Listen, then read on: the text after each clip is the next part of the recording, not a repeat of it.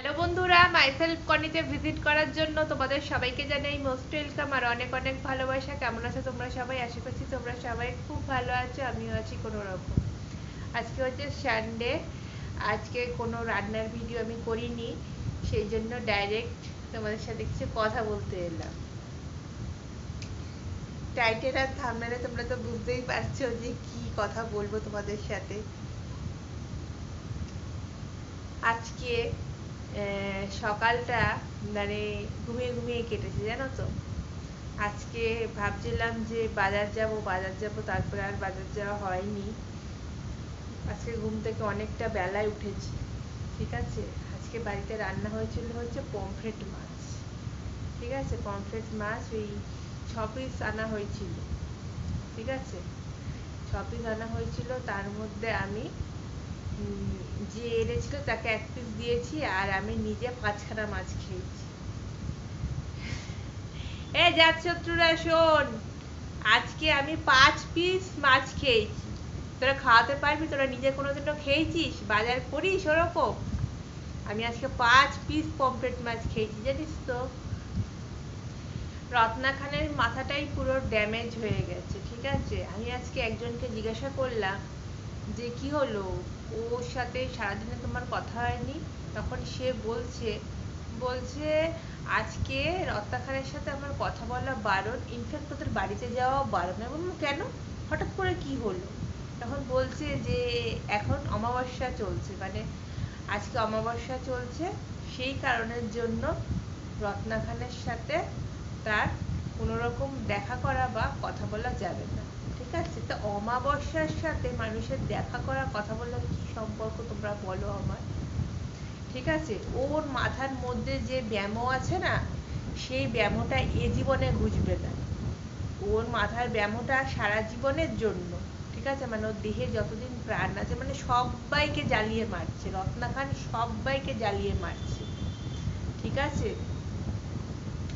আর দেখো এই সবগুলোর শালা মরণও হয় না। আমি রত্না খানের কথাই বলছি যে এই সবগুলোর মরণও হয় না। ঠিক আছে, তো জানি এই কথাটা বলা ঠিক হচ্ছে না, কিন্তু কি করব বলো, ওর জন্য মানে ওর কারণে ওদের বাড়িতে যেতে পারি না জানো। আমার খুব ইচ্ছা ওর বাড়িতে যাওয়ার, কারণ তোমরা তো জানোই যে আমাদের বিশেষ মানে এতদিনকার ধরে ভিডিও করছি তোমাদের কি আমি মানে কারোর বাড়ি যাওয়া, মানে কারোর বাড়িতে আমি গেছি সেরকম কোনো ভিডিও আমি দিইনি এখনো পর্যন্ত। ওই যাওয়ার ওই যখন ছোট ছিলাম যাওয়ার মধ্যে ওই একটা জায়গায় যাওয়ার ছিল। তো রত্না খানের জন্য মানে কি আর দুঃখের কথা বলবো তোমাদের। তো ওই কারণে ওদের বাড়িতে যাওয়াটা আমার পুরোপুরি স্টপ হয়ে গেছিলো, সেটা বহুকাল আগে। ঠিক আছে, তো আমি জানি বলতে খুবই খারাপ লাগছে, তাও বলছি, মানে ওর কারণের জন্য ওই বাড়িতে আমার যাওয়া বন্ধ। ঠিক আছে, ওর কারণের জন্য ওই বাড়িতে আমার যাওয়া বন্ধ।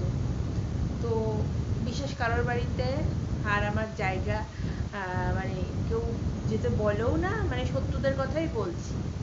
আর মানে যেহেতু কেউ যেতে বলে না, সেই জন্য তো আর কারোর বাড়িতে যাওয়ার কোনো প্রশ্নই আসছে না।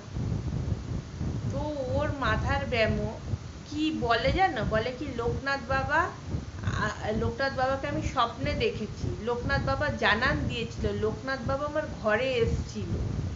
ঠিক আছে, তারপর বলে অশুভ শক্তি।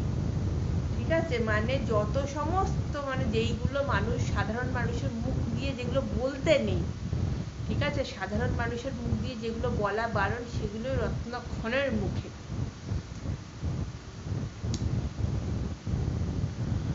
তো মানে ওর মানে কথা বললে মুখে গালাগালি অটোমেটিক চলে আসে, ওর কথা মানে বললে।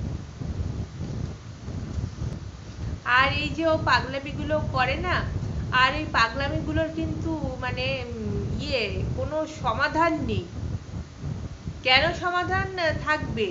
সমাধানটা কেন থাকবে? রত্না খানকির যে টাকা আছে, ঠিক আছে, রত্না খানকির যে স্বামী আছে, রত্না খানকির টাকা আছে, মানে এই দুটোতেই না ওর নেগেটিভিটি গুলো সব ঢাকা পড়ে যাচ্ছে গিয়ে, বুঝলে তো? এটাই হচ্ছে ফ্যাক্ট, এটাই হচ্ছে ফ্যাক্ট। তোমরা আমার মুখে এই সমস্ত কথাগুলো শুনে ভাবতে পারছ, মানে তোমরা মনে মনে ভাবো যে আমি খুব বাজে, আমি কি বাজে বাজে ল্যাঙ্গুয়েজ বলি ওর উদ্দেশ্যে, কিন্তু বিশ্বাস করো ওর উপর অনেকেই ক্ষেপে থাকে আর অনেকেই বিরক্ত, অনেকেই বিরক্ত। ঠিক আছে, আমি ঠিক যতটা বিরক্ত ঠিক ততটা বিরক্ত ওর বাড়ির লোক। ঠিক আছে, আমি না হয় এভাবে খিস্তি খাস্তা দিয়ে বলছি, ওরাও বলে, কিন্তু ওদের বলার ভঙ্গিমাটা একটু অন্যরকম, মানে খিস্তি খাস্তা দিলেই তো আর সেরকম ভাবে মানে এক্সপ্রেস হবে, আর খিস্তি না দিলে এক্সপ্রেস হবে না, মানে আমার বলার ধরন এক, আর তাদের বাড়ির লোকের যেহেতু তাদের মানে রত্না খান যেহেতু তার মানে পারিবারিক হেল্প করে, ঠিক আছে, সেহেতু তাদের বলার ধরন অন্যরকম, মানে আমার মতন খিস্তি দেন না, তারা অন্যভাবে বোঝায়, বাট ওর উপর সবাই বিরক্ত, ওর উপর সবাই বিরক্ত, এটা একদম খাঁটি সত্যি কথা। এবারে আসছি মেইন ঘটনা প্রসঙ্গে। তো তোমরা আমার ওই ভিডিওটা দেখবে, যেই ভিডিওটায় আমি থাম্বনেল করেছিলাম যে ওকে নাকি আমি বাজে আদা দিয়েছি। হ্যাঁ, তো সেই আদাটা মানে ও আমাকে রিটার্ন করলো না কেন, মানে এইটাই লেখা ছিল থাম্বনেলে। ঠিক আছে, ও মানে বোঝাতে চেয়েছে যে আমি মানে আমার মেন্টালিটি খারাপ, আমি ওকে বাজে জিনিসটা দিয়েছি। ঠিক আছে, ভাবছি সেটা রিটার্ন করলি না কেন? না, আগের দিন শনিবারে, মানে আজকে তো রবিবার, আগের দিন শনিবারে ওই আদাটা একজনের হাত দিয়ে রিটার্ন করেছিল। ঠিক আছে, হ্যাঁ, আমি সেটাই বলছি যে ও মনে হয় মানে আমার ভিডিওটা দেখেছে। ঠিক আছে, নাহলে এতগুলো জিনিসের মধ্যে তো রসুন হতে পারে, রসুন, পেঁয়াজ, আলু, টমেটো, আর অন্য কিছুই নয়, ও আদাটাই বা কেন? হ্যাঁ, ওই ভিডিওটা ওর কাছে পৌঁছেছিল, তো দেখেছে আমার ভিডিওটা, তো সেই কারণের জন্য ও আদাগুলো রিটার্ন করেছে। ঠিক আছে, আদাগুলো আপাতত ফ্রিজে আছে। হুম, এই আদাগুলো যাকে দিয়েছে সে বুঝবে, কিন্তু আমি আর ওই আদা ইউজ করব না।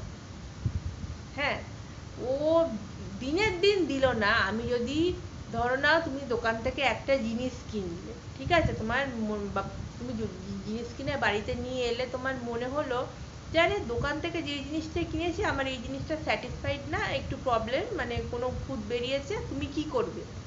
তুমি কি করবে? ওই জিনিসটা মানে খুঁতটা দেখা মাত্র সাথে সাথে দোকানে যাবে, নাকি তুমি ওইটা 15 দিন পর যাবে? বলো, তোমরা হলে কি করবে? সাথে সাথে নিশ্চয়ই যায়, মানুষের এটাই তো স্বাভাবিক ব্যাপার, যে কোনো খুঁত বেরোলে বা কিছু হলে সাথে সাথে মানুষ যায়। হ্যাঁ, যখনের ঘটনা তখন ও আদাগুলো ফেরত না দিয়ে ও আগের দিনকে একজনের হাত দিয়ে আদাটা পাঠিয়ে দিয়েছে। তো জানি না আদার গায়ে তো আর কোনোদিনও লেখা থাকে না যে আদাটা কয়দিনের আদা, আদাটা সেই 20 দিনের আদা কি আদাটা কালকেরই আদা, আদার গায়ে তো কিছু লেখা থাকে না। তো হ্যাঁ, তোর যখন মানে তুই যখন বলেছিলি যে আদাটা খারাপ, তুই সাথে সাথে রিটার্ন করলি না কেন? হ্যাঁ, তুই এতদিন পর তুই শনিবার দিনকে তুই আদাটাকে মানে একজনের হাত দিয়ে পাঠিয়েছিস, কি ভেবেছিস কি যে ওই আদাটা আমি ব্যবহার করবো? কখনো ওই আদা আমি ব্যবহার করবো না, ওই আদাটা আমি ব্যবহারই করব না। যাকে দিয়েছিস সে যদি ব্যবহার করতে পারে ভালো, আর যদি সে যদি ব্যবহার না করে তাহলে আদাটা ফেলা যাবে, এটাই হচ্ছে কথা। তুইও দিয়ে দিয়েছিস আর আমিও আদাটাকে নিয়ে রান্নায় দিয়ে দেবো? কখনো না, কখনো না। তুই সাথে সাথে দিলি না কেন? আমি যদি তোকে খারাপ আদাটা দিয়ে থাকি, তুই সাথে সাথে রিটার্ন করলি না কেন? তুই একদিন পর, হ্যাঁ, তুই জুলাই মাসের জিনিস তুই আগস্ট মাসে দিচ্ছিস, আমি সেটা নিয়ে ব্যবহার করব, রান্নায় দেবো? কখনো না। তো তোকে জানিয়ে দিলাম ওই আদাটা আমি ইউজ করব না। সে যে এনেছে সে করলে করবে, না হলে নষ্ট হয়ে ফেলে দেবে, ব্যাস। তো যাই হোক বন্ধুরা, সমস্ত কথা তোমাদের কাছে ক্লিয়ার করে বলে দিলাম। আজকের ভিডিওটা যদি তোমাদের ভালো লেগে থাকে তাহলে লাইক, কমেন্ট, শেয়ার, সাবস্ক্রাইব করবে। সাবস্ক্রাইব করার পর অতি অবশ্যই অল নোটিফিকেশনটাকে ক্লিক করে দেবে। তোমরা সবাই ভালো থেকো, সুস্থ থেকো, দেখা হবে নতুন একটা ভিডিওর সাথে। ঠিক আছে, চলো টাটা।